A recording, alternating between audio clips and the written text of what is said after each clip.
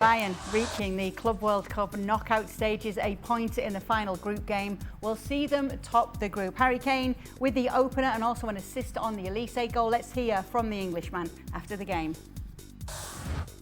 It felt like an away game out there for sure. Their fans were really loud. It was a great experience to play in front of, to be honest.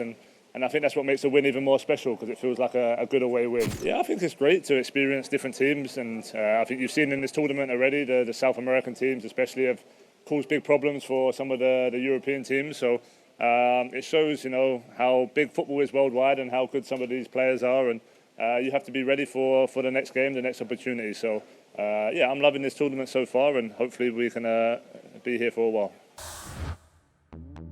Bayern's win ended a run of 9 unbeaten games for South American sides in the competition. They are top spot as it stands right now at Bayern, and a point in that final group game will see them top the group. It was another whooping for Auckland City against Benfica. That is who is up next for Bayern Munich. But let's talk about the game. What did you make of it? Well, I thought the best team won. They deserved to win.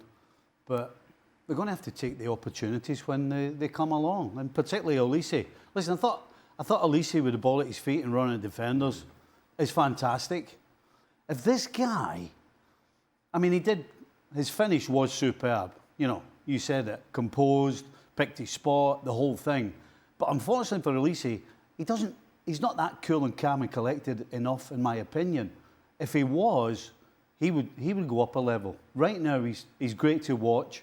But I think his final product, if he can step up a gear, this guy will be unstoppable. But that being said, while I take your point, I thought Elise was Bayern's best player. Certainly their most dangerous, most troubling player on the park. And credit to Michael Elise for those performances. Listen, at the same time, you understand the emotion that comes with playing up against a South American team. We've discussed that ever since this tournament started. And then maybe the Europeans don't have that same approach. Maybe, again, it's a little bit of a pre-season for them. So while this tournament has been, or certainly the matchups between Europeans and South Americans have been fairly even, and this one was as well, I just feel that little bit of quality from the Europeans is showing itself. Certainly it did in this one. But I do feel that Bayern can go up a gear. They had problems defensively last season, tried to address that. I thought Boca did well in kind of exposing some of those frailties. We'll see how much Bayern can improve in that regard going forward. Did you enjoy that atmosphere with the Boca fans there? Oh, they're absolutely incredible.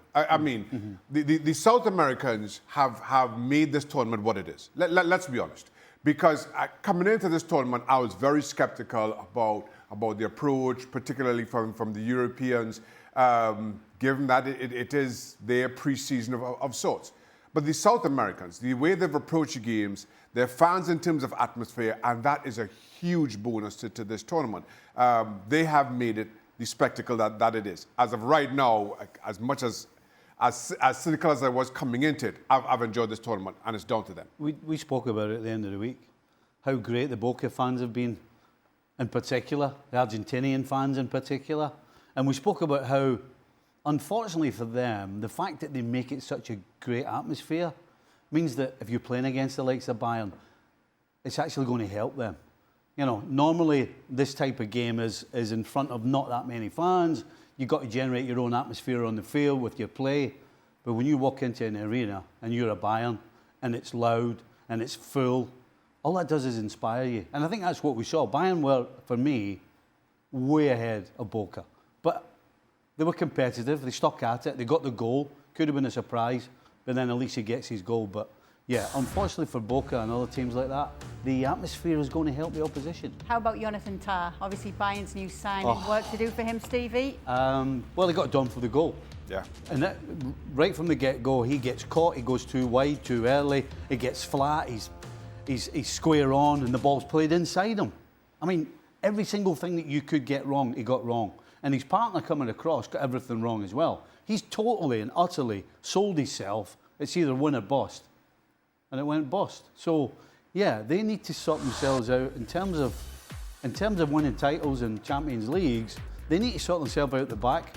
And certainly Stanisic and Taha, for me, didn't cover themselves in glory. You're on a much bigger stage here, Shaka, as a new signing for a club as big as Bayern, and everything you do, any mistake you made, just seems to be magnified even more so. Of course it is, and we've spoken about Bayern's defensive issues. You wondered if Jonathan Tah would be the player who kind of comes in and addresses that. And listen, you have to give him, again, you have to give them the benefit of some doubt that this is still pre-season. He's still trying to forge that relationship with Stanisic or whoever else it may be. But kind of give him some of the issues that Bayern have had, particularly in that centre-back position. You're looking for him to hit the ground running. Difficult task, again, against a good Boca team who are up for it.